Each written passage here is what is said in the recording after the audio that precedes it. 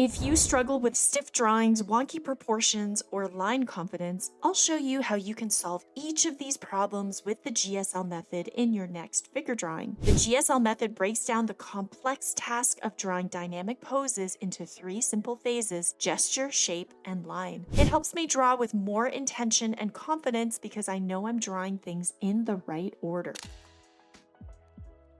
Each of these represents a different phase. So the gesture phase is where you think about movement. So it's all about movement, it's all about rhythm and alignment, and it's about the essence, right? Not accuracy in structure. Okay, you get the accuracy in the alignment, but your goal is not to like make it super accurate in terms of structure. Okay, so I'll explain what that means in a little bit. So for example, for this one, the gesture of the back is very curved, right? Now you can kind of draw that and think, oh, that's way too curved, right? That's like way too curved. This looks a little bit more like the curve of his back. So in some cases, like, you do need a little bit of accuracy. At least you want to make that pose look like the person. But for the most part, you don't really need to worry too much about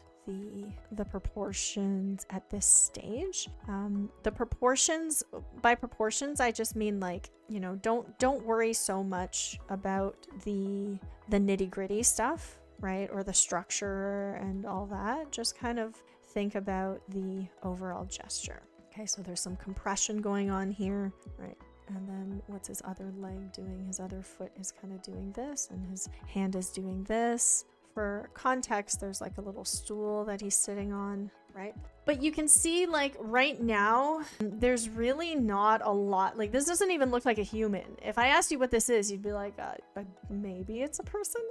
So if you're a beginner, what I would say is, like, don't try to draw the entire body all at once with lines. You want to break it down so that it's easier for you to draw things each stage at a time, right? If you don't draw the gesture, then you're really missing out on a lot of the movement, right? So that didn't take it very long. Gesture should take roughly 30 seconds, okay? 30 seconds to a minute.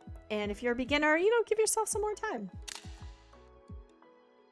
Cool. So for shapes, this is where we're looking for proportions. And when we're thinking about structure, once I've sort of figure out what my gesture is doing, then I can start to draw in the shape. And I'm going to do this on a separate layer.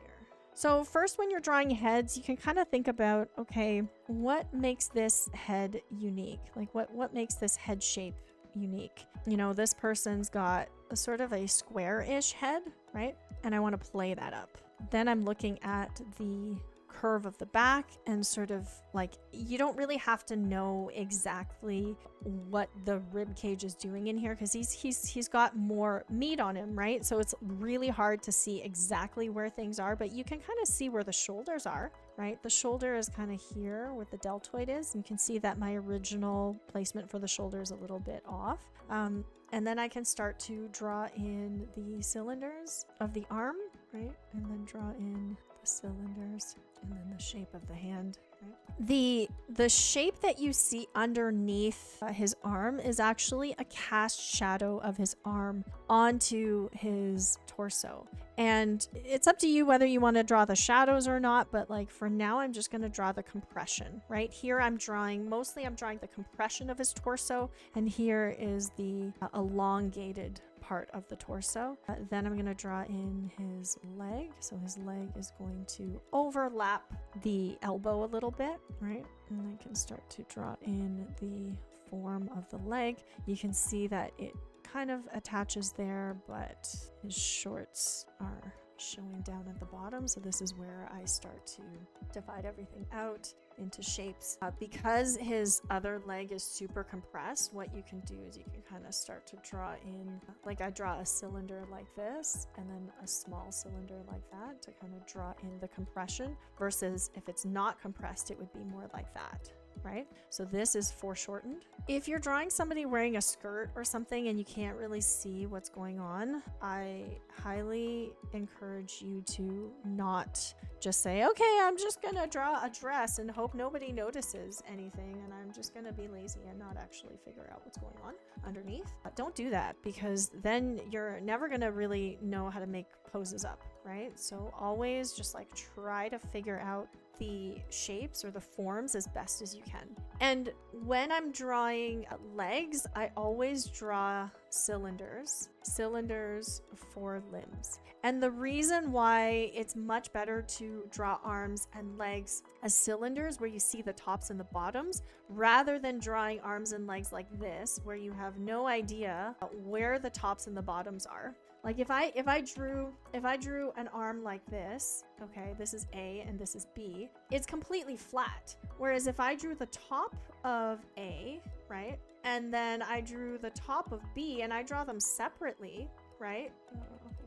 So there's the bottom, there's the top, there's the bottom. Can you see how they're going in completely different directions, right? The silhouette can be exactly the same.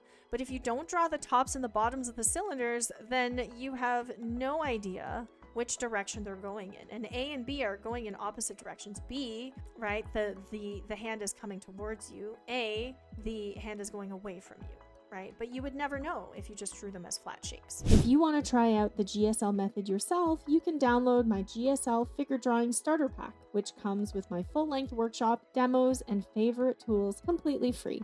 So those of you guys who are wondering, where's the rib cage, right? Faye didn't draw the rib cage, and it's true. I didn't draw the rib cage here because I don't think it's necessary. I can draw the rib cage, like if I wanted to, you know, draw this pose, like there's the rib cage. The hips are actually kind of, you know, doing this, and then the arm is doing this, and then the leg is attached this way, right? Sometimes it's really, the rib cage is very obvious, but other times when it's not obvious, it's better to just kind of draw it as a flat shape, right? It makes it easier for you, and it's like sometimes it's okay if you don't draw it in. You just want to like make sure that you have it in the back of your head, right? Where that all goes. And then if you wanted to finish this off, right, then you can draw the lines on top, right? And then it becomes so easy to draw the lines on top. Once you get to the line phase, it should be super easy to do because you've already figured out the shape, you've already figured out the gesture, you have the movement, you have the structure. Now line is where you can just draw the details, and you want to make sure that you don't have to draw every line, right? You want to draw lines that indicate overlap, and you can, you know, have a lot more fun because you've already kind of figured it out. You know, you've already done the hard work.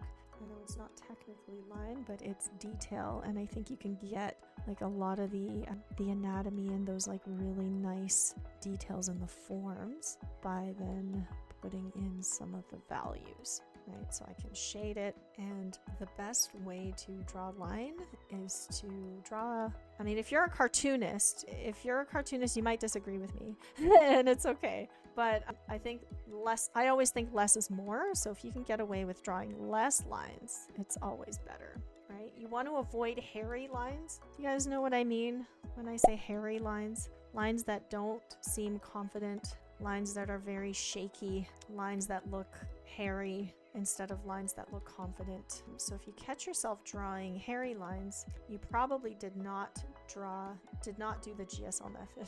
Because if you did, then you would have had 3 chances to figure out all the hard stuff, you know, like your proportions and your structure, and you won't actually need all of those hairy lines and all of those, like, you know, oh, I'm really scared, so I think I'm just gonna draw a bunch of short little lines and hope that they're in the right place, you know, instead of confidently drawing lines because you know they're in the right place because you've mapped them out, you've done all the hard work. Also known as chicken scratch. We've all done those, right? We've all drawn hairy lines before, and they never turn out so good. So yeah, you can see, like, you can just kind of like do direct shading without any lines on top, and it starts to look pretty good, right? Once everything is in place, you can kind of you can really get away with a lot of stuff by just working in this way, working with the GSL method, doing one thing at a time